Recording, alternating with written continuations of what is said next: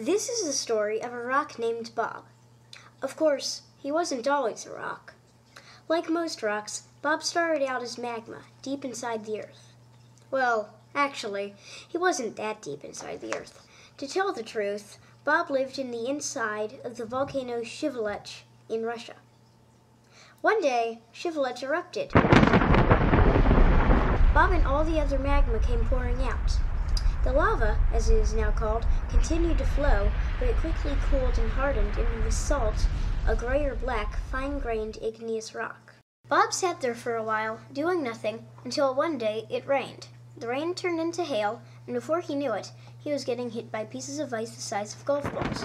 A few chips broke off of Bob and rolled away. Every year, Bob would lose a bit more rock and he got smaller and smaller until he was nothing but a pile of sediments. Before he knew it, the sediments were washed away into a nearby stream.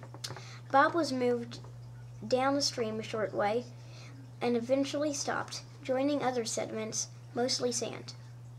But then, more sediment began to pile up.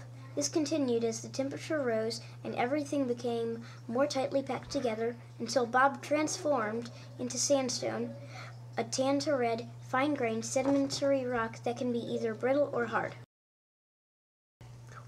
The sediments on top of Bob continued to grow, and the amount of pressure on Bob continued to increase, and it grew hotter and hotter, and Bob and everything around him became packed more tightly and tightly, and the molecules in Bob started to change and change and change until Bob was no longer sandstone, he was now quartzite.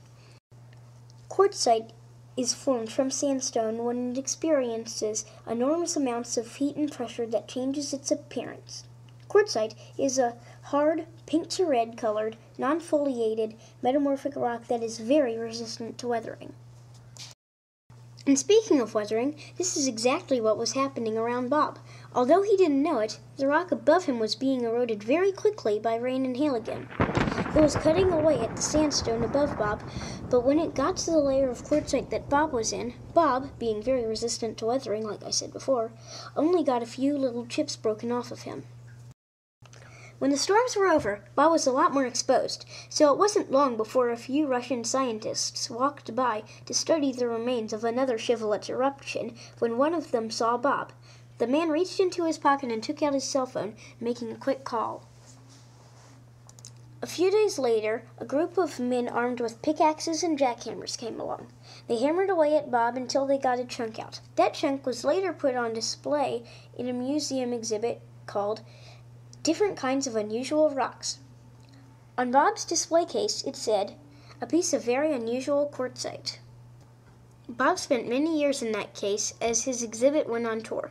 In one museum, he met an old friend, Joe the Rock, a piece of marble who had lived in the same volcano as Bob.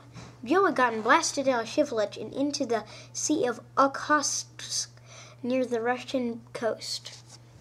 From magma to lava, lava to basalt to sediment, sediment to sandstone, sandstone to quartzite, quartzite to a rock on tour. Bob led a very exciting life. And if an exhibit called Different Kinds of Unusual Rocks comes to your local museum, don't hesitate to immediately go to see Bob, because he'll be there, a red piece of quartzite with some white and green streaks and splotches, and a very beautiful rock.